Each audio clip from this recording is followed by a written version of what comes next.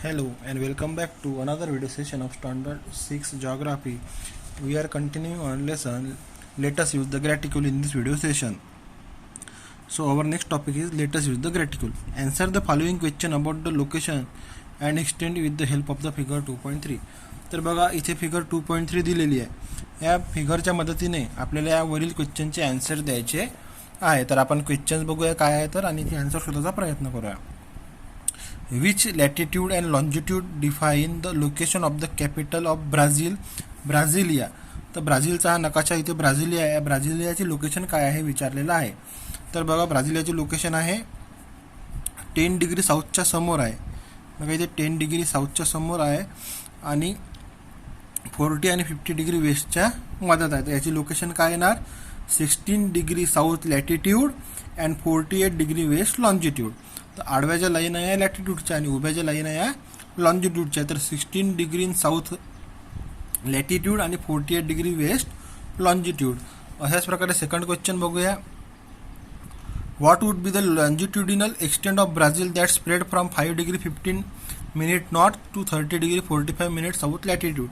तर बघा इथे आपल्याला ब्राझीलचं आपल्याला लॉन्जिट्यूड दिलेलं आहे आणि आपल्याला लॅटिट्यूड विचारलेलं आहे. तर हा ब्राझीलचा नकाशा आहे. तर आपल्याला लॉन्जिट्यूड दिलेला आणि लॅटिट्यूड विचारलेलं आहे. त्याची लॅटिट्यूड काय येणार 73 degree 59 minutes west latitude west longitude to 34 degree 47 minute west longitude would be the longitudinal extent of Brazil. तर काय आहे तर लॉन्जिट्युडिनल एक्सटेंट विचारलं होतं मी लॅटिट्युडिनल म्हटलं. लॉन्जिट्युडिनल एक्सटेंट काय येईल बघा एकदा परत सांगतो 73 degree 59 minute west to 34 degree 47 minute west longitude हे याचं लॉन्जिट्युडिनल एक्सटेंट येणार. नेक्स्ट क्वेश्चन बघूया. In which hemisphere does Brazil extend in the south and north south direction. North south डायरेक्शनला हा कोणत्या हेमिस्फियरमध्ये आहे विचारलेलं आहे. तर बघा Brazil extend in the north and the south hemisphere in the north south direction. North south direction हा नॉर्थन आणि साऊथन हेमिस्फियरमध्ये आहे. नंतरचा क्वेश्चन बघा. In which parallels and meridian should be use to describe the extent of river San Francisco. San Francisco ही जी river आहे याचा एक्सटेंट विचारलेला आहे. तर बघा सर्वप्रथम तुम्ही रिव्हर शोधा कुठे आहे तर सॅन फ्रान्सिस्को. तर बघा इथे रिव्हर दिवस तुम्हाला साओ फ्रान्सिस्को याचा आपल्याला एक्सटेंट विचारलेला आहे. तर बघा कसं येईल from 21 degree south parallels to 47 degree 30 minute west meridian to 7 degree 30 minute south parallel and 36 degree 30 minute west meridian should be the extent of river Sao Francisco असं याचं आन्सर आहे. नंतरचा क्वेश्चन बघूया. Describe the location of Marajo island using a graticule. Marajo आयलंडचं location विचारलेलं आहे. तर बघा याचं काय आहे 0.04 degree north parallel to 51 degree west meridian. काय आहे परत एकदा सांगतो 0.04 degree north parallel to 55 degree west meridian असे यावरील क्वेश्चनचे आन्सर आपण दिलेले आहे. तर बघा इम्पॉर्टंट पॅरेलल मेरिडियन्सची इथे डायग्राम दाखवले. तर बघा कोणकोणत्या बघूया आपण खाली. Let's get acquainted with some important parallels and meridian. All places between 23 degree 30 minute north and south of the equator river perpendicular rays on 2 days in a year. Other areas of the earth never get perpendicular rays. The parallels at 23 degree 30 minute north and 23 degree 30 minute south of the equator are called Tropic of Cancer and Tropic of Capricorn. तर बघा हे जे दोन parallel आहे कोणते 23 degree 30 minute south आणि 23 degree 30 minute north याला आपण ट्रॉपिक ऑफ कॅन्सर आणि ट्रॉपिक कॅप्रिकॉन असे म्हणतो. हे दोन इम्पॉर्टंट पॅरलल आहे. The parallels at 66 degree 30 minute north and south of the equator also an important parallel. In the area between this two parallel throughout the year day time last within the limit of 24 hours. These are called Arctic Circle and Antarctic Circle. यानंतर बघा कोणते दाखवलेले आहे 66 degree 30 minute south आणि 66 degree 30 minute north याचं नाव काय आहे आर्टिक सर्कल आणि अंटार्क्टिक सर्कल असे याचे नाव आहे. Depending on the seasons day time sun being visible in the sky. Day time म्हणजे काय जेवढा वेळ आपल्याला सूर्य आकाशात बघायला मिळतो. Can be greater than 24 hours in the area between the polar circle and the poles.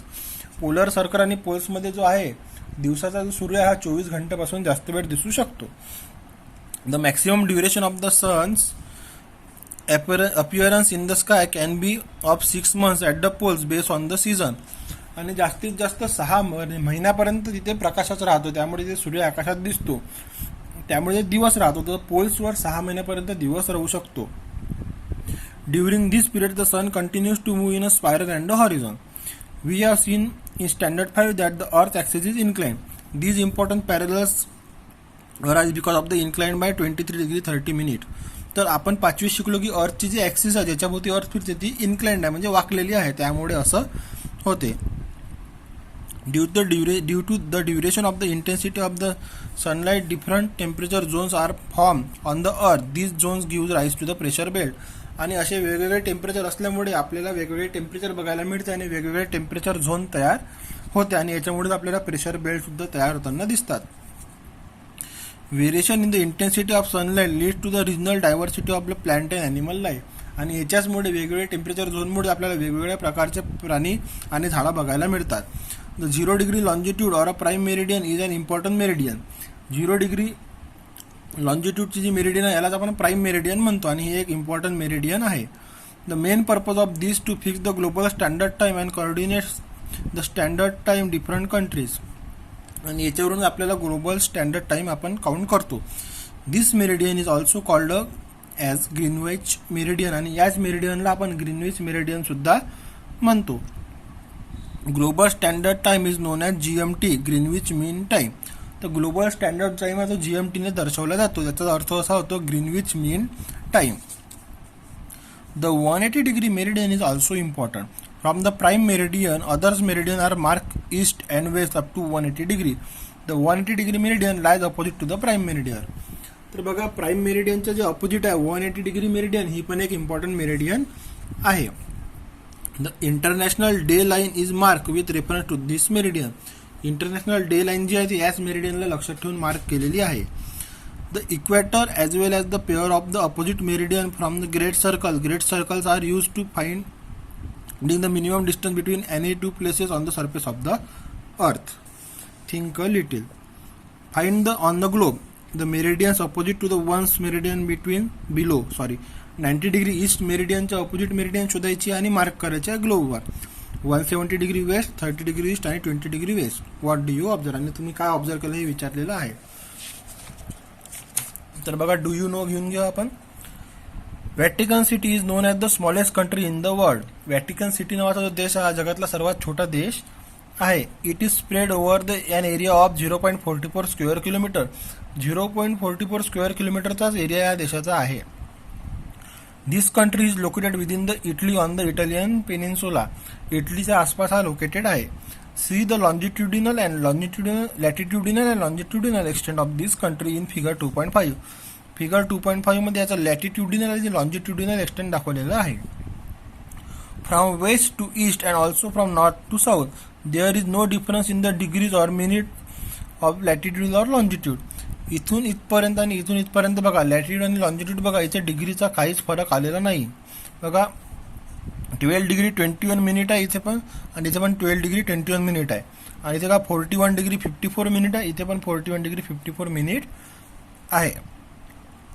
From this, you will get an idea about the use of the smallest unit of a minute and second in the angular measurement. आणि याच्यावरूनच तुम्हाला बघायचं फक्त सेकंडचा difference आहे. इथे 0.00 second आहे, इथे 30 second आहे. याच्यावरून तुम्हाला जे छोटं युनिट आहे सेकंड याचे इम्पॉर्टन्स कळेल. Use your brain power. In which direction should an aeroplane fly in order to cover the shortest distance between Kolkata to Chicago. Chicago ते कोलकाता डायरेक्ट डिस्टन्स, सगळ्यात कमी डिस्टन्सवर एरोप्लेन फ्लाय करायला त्याला कोणत्या डायरेक्शनने उडावं लागेल. आता आय कॅन डू दिस, तुम्ही हे करू शकता. Show the important meridian and parallel on the map. Important meridian आणि पॅरल्स जे आहे तुम्ही मॅपवर दाखवू शकता. Identify and make the use of the important parallels and meridian. महत्त्वाचे पॅरल्स आणि मेरिडियन तुम्ही आयडेंटिफाय करू शकता आणि त्याचे युजेस काय हे सांगू शकता. Describe the location of the extent of any place, river, region, road etcetera. कोणत्या पण रिव्हर, रिजन किंवा रोडचं तुम्ही एक्सटेंट सांगू शकता. So exercise of this lesson will be sent by assignment. Till then, stay home, stay safe.